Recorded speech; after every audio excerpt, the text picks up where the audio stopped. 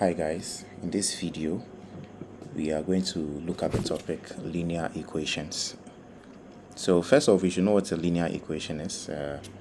This is an equation in which the highest power of the variable is 1, right? So you can have examples like x plus 4 equals 9, 3x equals 15, 2x plus 7 equals 13, right? All these are linear equations because the highest power of the variable is 1. This is the variable, x is a variable, and the highest power is 1, which is not written, right? This is a variable, highest power is 1, which is not written. This is a variable, highest power is 1, which is also not written. Now, there are some important rules that we need to take note of. These will help us in solving linear equations, right? So let's take note of these rules. As we solve the questions, we would be coming across these rules. So first rule is do the same operation to both sides. Do the same operation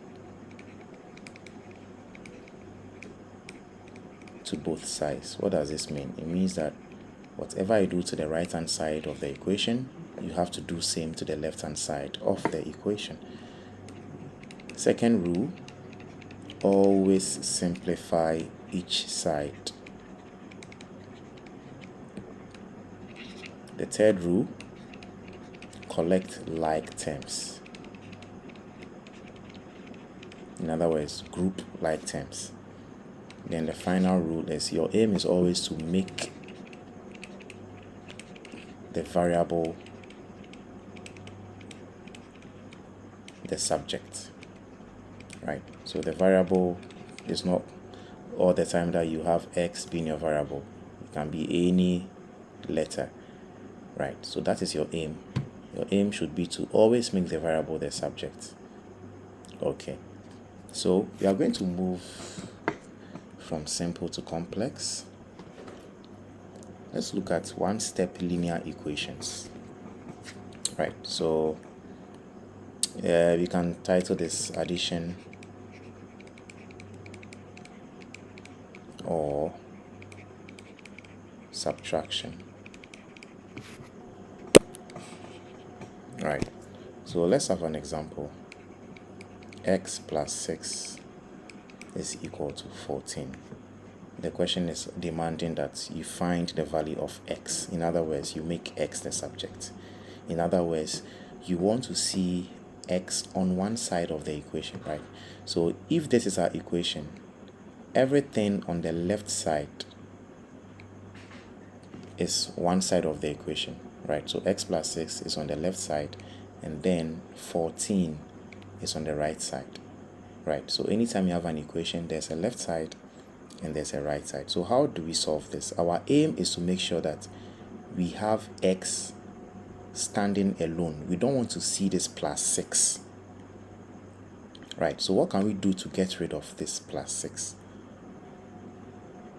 What we do is we subtract 6 from both sides. Why both sides? We saw a rule that said do the same operation on both sides. So whatever you do to the left hand side of the equation, you do same to the right hand side. So if I have x plus 6 is equal to 14, right? In subtracting 6 from both sides, this is going to be x. I'm repeating this. Then I subtract 6. Because I subtracted 6 from the left hand side, I subtract 6 from the right hand side as well. 6 minus 6 gives me a 0, and therefore I'm left with our x, and that is my aim, to make x the subject, and I've achieved my aim. 14 minus 6 gives me 8. You can always check your answer, right? Simply fix in the value of x. So this is the original equation, right? Now we know that x is equal to 8. And 8 plus 6 would give us a 14. Now I want us to concentrate on something, right? So in making x stand alone, we subtracted 6 from both sides. Now, what someone else can do, though it is not mathematically correct, right? If I have x plus 6 is equal to 14, if I want x to stand alone, what I can do is I move plus 6 over the equal to sign, right? Take note, if you have a number, the operational sign that comes before the number belongs to the number, right? So it means that this is positive 6. If this positive were to be, or if this addition sign were to be a negative or a minus, it would have been for the 6, right? So what means is once I move positive 6 across the equal to sign, it becomes negative, right? So this is written as 14 minus 6, and this gives me x is equal to 8. As I said, this is not mathematically accurate, but you can just adopt this method also to help you solve linear equations easily, right? Let's take another example. So this is example 1. I'm going to move up. Example 2. X minus 9 is equal to 5. We are being asked to find the value of x, right? So as you saw earlier, we want to make x stand alone, right? So one other way you can think of this is you want to group like terms, right? This term has a variable x, this term has no variable, this term has no variable. Therefore 9 and 5 are like terms, and in grouping them, it means that we are going to move negative 9 across the equal to sign. And if I do that, I'll be left with x on the left hand side. I maintain my 5. Because this was negative and it crossed the equal to sign, it becomes positive, and x should be equal to 14. So this is the simplest way of solving simple linear equations.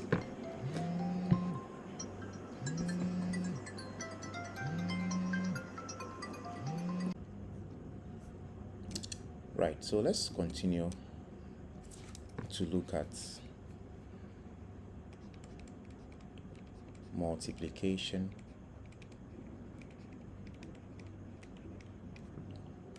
or division. Right, so these are the fundamentals of solving linear equations. It's very important that we know how to perform these operations when we are solving linear equations. So for this, you see, in the previous subheading, addition or subtraction, we saw that to make x the subject, right, what we did was we performed the opposite of the operational sign. So because this is adding, to get rid of 6, we performed the opposite of addition, which is subtraction, right? In the second example, we realized that because 9 is being subtracted from x, to make x the subject, we performed the opposite, which is what? Addition. Now, in the case of multiplication or division, let's pick an example. 4x is equal to 20. We see here that this 4x is the same as 4 times x. X is not adding to 4. X is multiplying 4. So to make x the subject, we are going to perform the opposite of multiplication, and that is division, right? So let's rewrite the question. 4x is equal to 20. To find x, we are going to perform the opposite of multiplication. So we are going to divide both sides. Remember, this is an equation. Whatever we do to the left hand side, we do to the right hand side. So to get rid of 4, we divide both sides by 4. And this should be 4x over 4 should be equal to 20 over 4. And here we go. 4 cancels 4. We are left with x. 20 divided by 4 gives you 5. So x is equal to 5. Great. Let's take another example.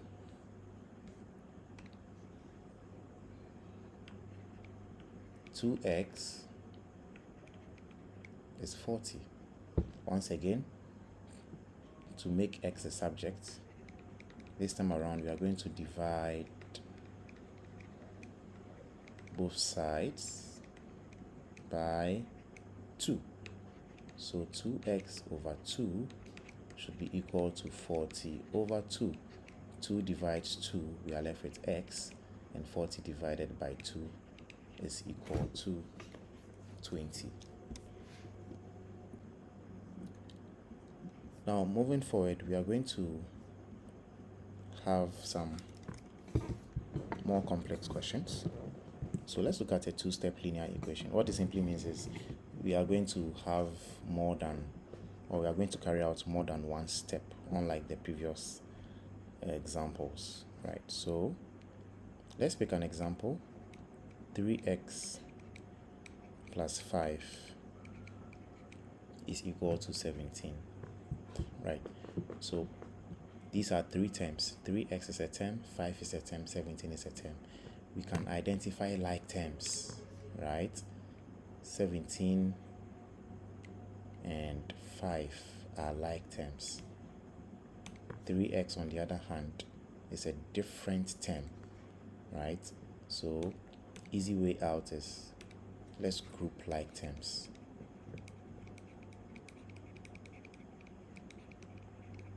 Let's group like terms. So this is the first step.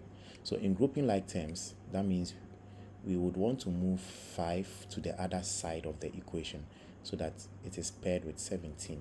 So we are going to maintain our 3x, our equal to sign. 17 is already on this side.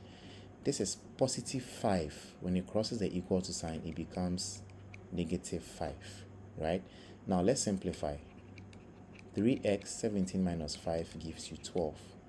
I hope you remember this situation. In making x a subject, what do? 3 is multiplying x. So the opposite of multiplication is division. So we are going to divide both sides by 3. Therefore, we have 3x over 3, 12 over 3. We are left with x. 12 over 3 gives you a 4. Therefore, x is equal to 4. Let's try another example. 7x minus 4 is equal to 24, right? So once again, let's group like terms.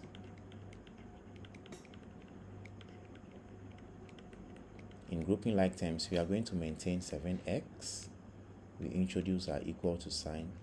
24 is on this side of the equation, so we are going to move negative 4 over the equal to sign. And because this is negative 4, when it crosses the equal to sign, it becomes a plus 4.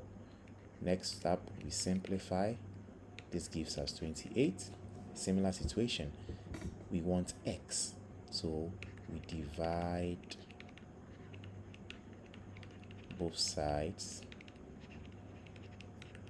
by 7, and this gives us 7x over 7.